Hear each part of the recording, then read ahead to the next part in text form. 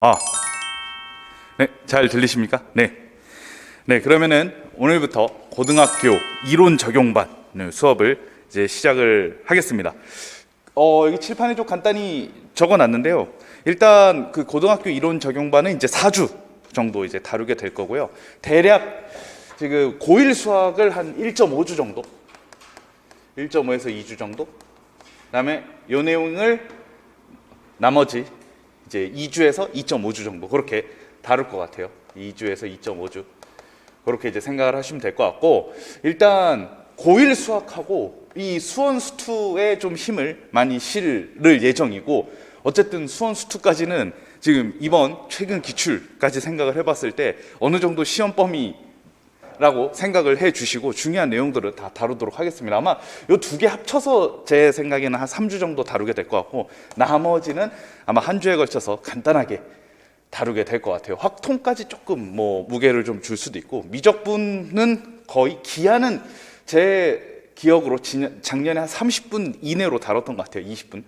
기하 같은 경우에는 이제 뭐 유추하고 관련해서 뭐 어쨌든 필요한 부분만 간단하게 다루게 될 예정이고, 뭐 미적분도 마찬가지가 되겠죠.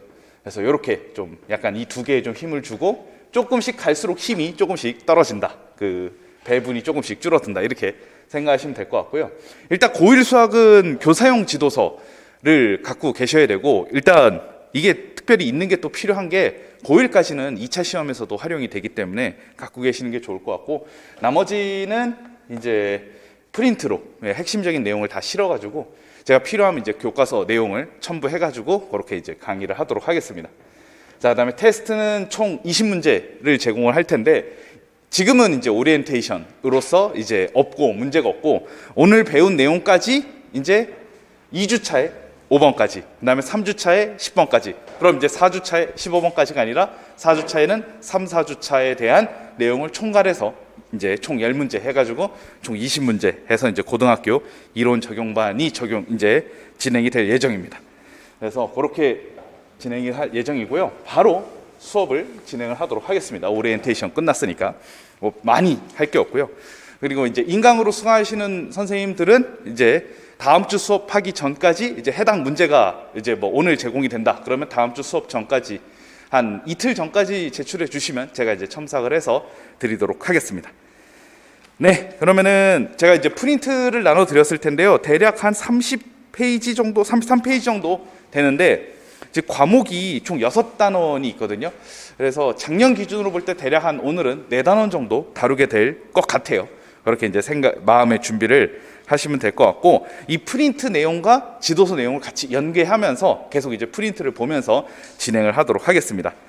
자, 지도서를 보시면 뭐 6, 7페이지 이렇게 뭐 나와 있는데 조금 넘어가시고, 자, 8페이지 보시면 뭐 수학의 특성과 본질이라고 해서 뭐 이론적인 부분이 있어요.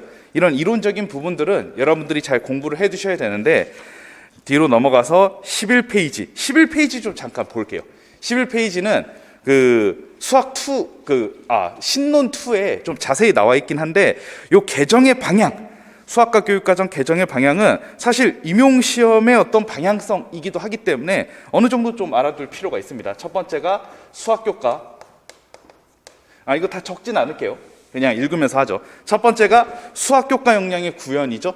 요거는 이제 굉장히 중요한 포인트라고 할 수가 있습니다. 그래서 6가지 수학교과 역량을 구현하는 게 굉장히 중요하기 때문에 항상 임용시험에서도 이 6가지 수학교과 역량과 관련해서 문제가 출제가 됐죠. 두 번째, 학습부당 경감 추구. 이제 이런 부분. 그러니까 특별히 학습부당 경감 추구가 어떤 부분에서 이루어졌는지 알아두시는 게 필요할 것 같고, 3번, 학습자의 정의적 측면을 강조를 했죠.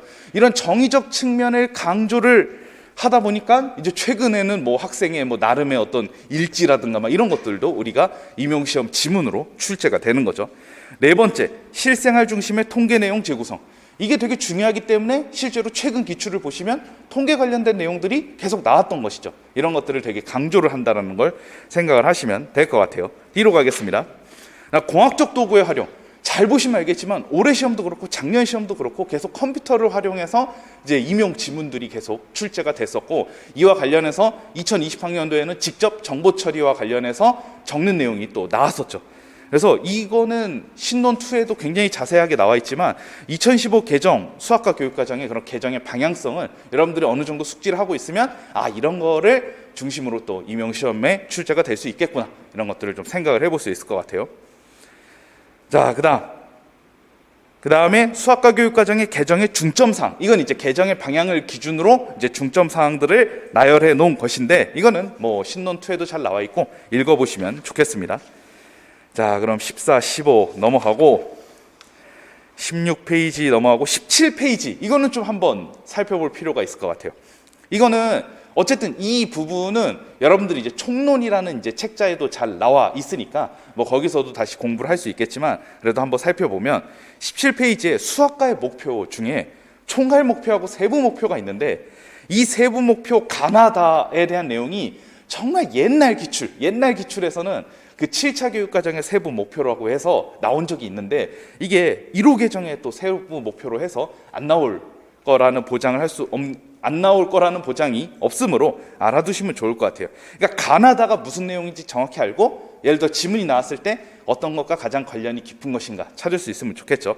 한번 읽어보겠습니다. 가는 사회 및 자연 현상을 수학적으로 관찰, 분석, 조직, 표현하는 경험을 통해, 이거는 사회 및 자연 현상을 수학적으로 관찰, 분석, 조직, 표현하는 경험, 이거는 상당히 수학과 교수학습하고 관련이 깊다고 할 수가 있겠죠.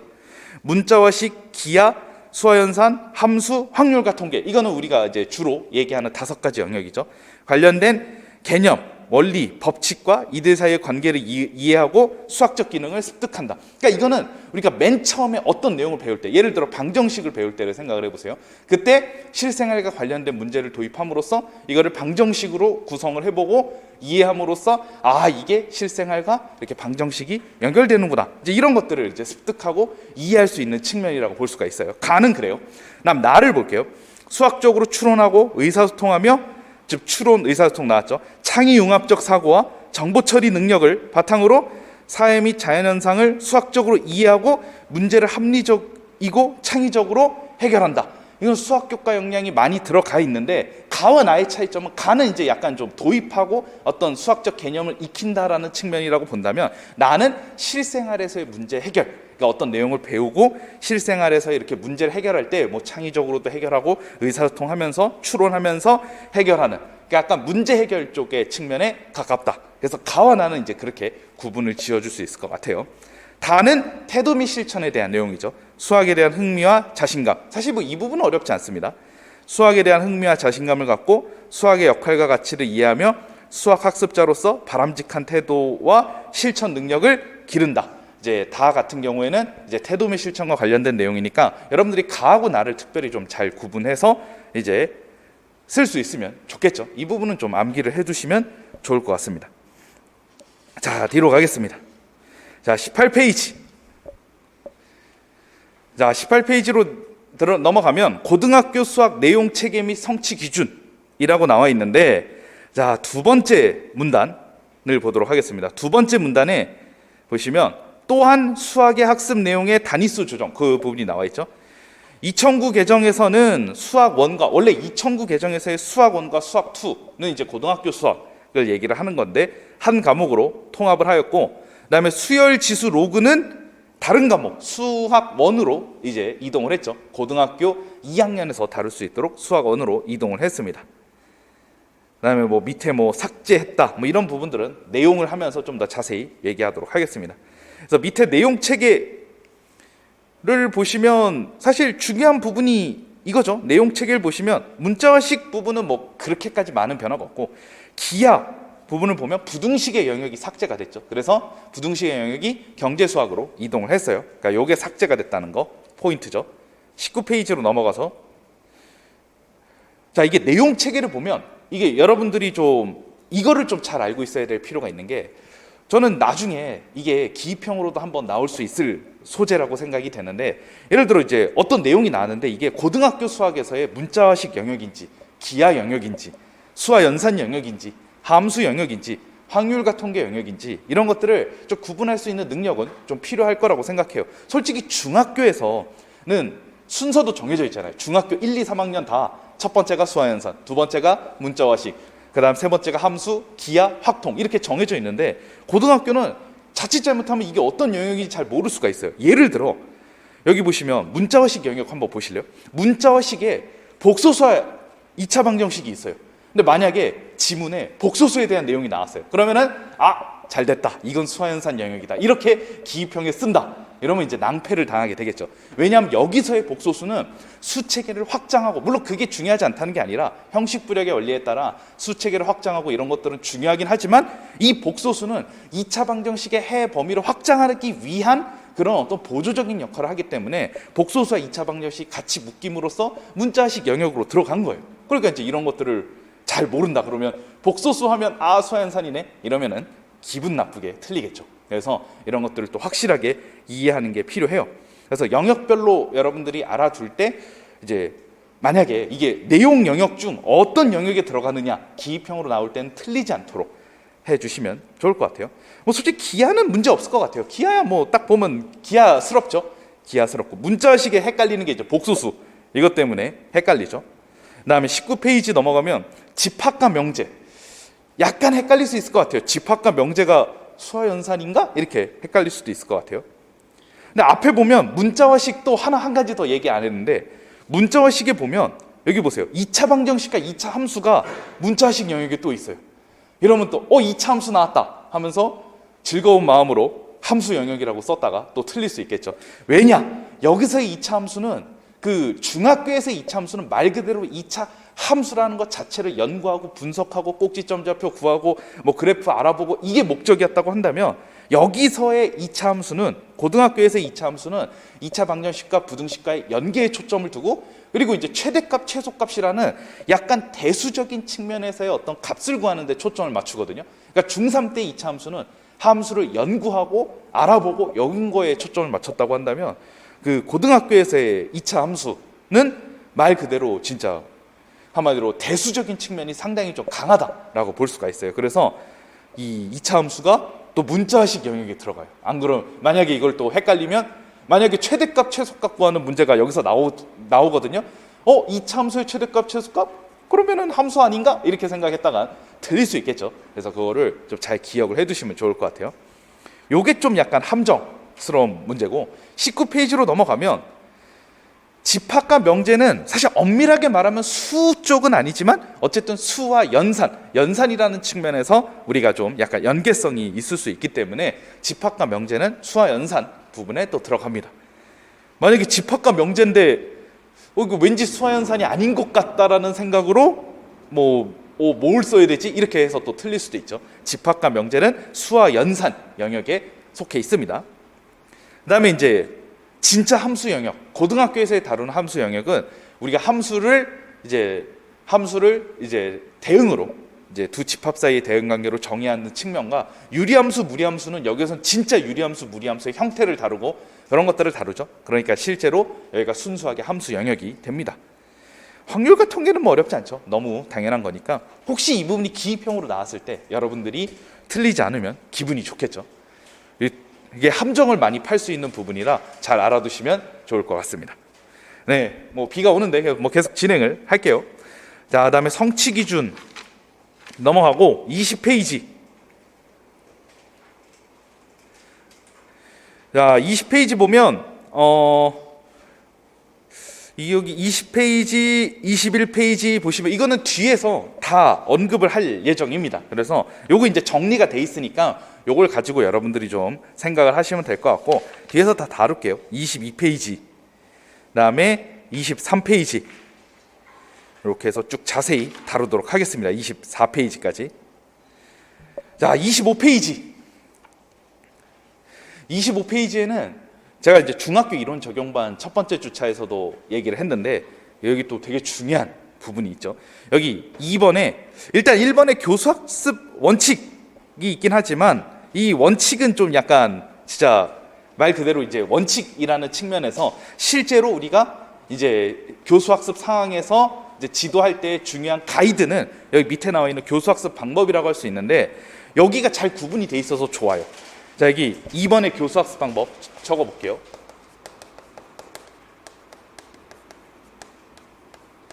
방법.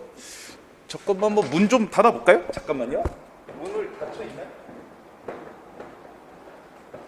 아, 닫혀 있네요. 네. 네. 인강으로 들으실 때는 뭐 불편함이 없겠지만 이제 빗소리가 좀 우렁차서 잠깐 봤는데 문이 잘 닫혀 있네요. 계속 진행을 하겠습니다. 자, 교수학습 방법 이게 중요한데 여기에 책에 보시면 교수학습 방법에는 학습자의 능력과 수준을 고려하여 다음에 6가지를 선정하여 설명하였다. 자, 이번에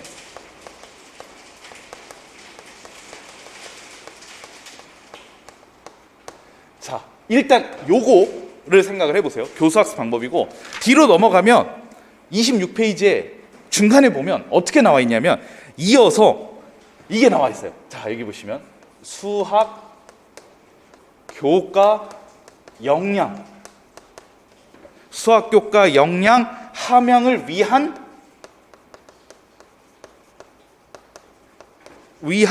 교수학습 방법. 탁 치고 이제 교수학습 방법.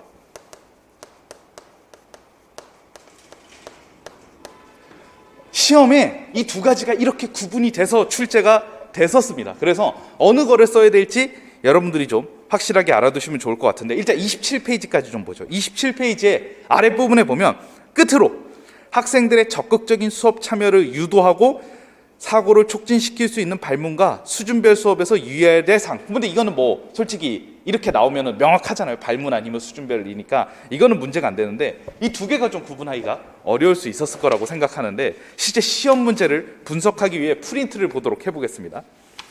자, 프린트 1페이지 제가 그래서 적어놨어요. 자, 프린트 1페이지 보면 2018학년도 논술형 문제에서는 이렇게 나왔어요. 교수학습 방법 중 밑줄 쳐놨죠. 문제 해결 능력, 의사소통 능력 함양을 위해 이렇게 목적이 정해집니다. 이렇게 요 목적이 정해져요. 2019학년도에도 보면 교수학습 방법에서 의사소통 능력, 태도 및 실천 능력 함양을 위해 이렇게 목적이 이렇게 정해지죠. 2020학년도도 보겠습니다. 논술형은 아니었는데 정보 처리 능력을 함양하기 위한 교수학습 이렇게 나왔단 말이에요. 그런데 2021학년도 어떻게 나왔는지 봅시다. 이번에 최근이죠. 가장 최근. D페이지로 넘어가면 작성 방법 맨 밑 중간 부분에 작성 방법 보면 교수학습 및 평가의 방향에 교수학습 방법에 제시된 이렇게 나옵니다. 교과서에도 이렇게 구분이 돼 있고 실제로 시험 문제에서도 구분이 돼 있죠. 그래서 수학교과 역량이 나오면 수학교과 역량에 대한 내용을 쓰는 거고 수학교과 역량이 안 나오면 문제 교수학습 방법에서 찾아서 쓰시면 돼요. 일단 이 부분은 뭐 신논 2에도 잘 나와 있긴 한데 이거 구분을 하지 못하면 좀 어려운 문제가 되었겠죠. 자, 그래서 교수학습 방법에 제시된 거를 쓸 겁니다.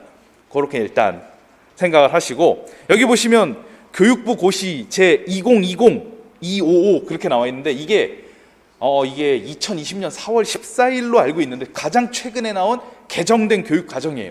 가장 최근에 개정된 교육과정인데 실제로 개정된 부분이 이제 기본 수학하고 인공지능 수학 정도밖에 없기 때문에 사실 임용시험엔 큰 영향은 없을 거라고 생각이 돼요. 그래서 그냥 이제 이전에 가지고 있던 그 총론으로도 공부가 가능할 거라고 생각합니다.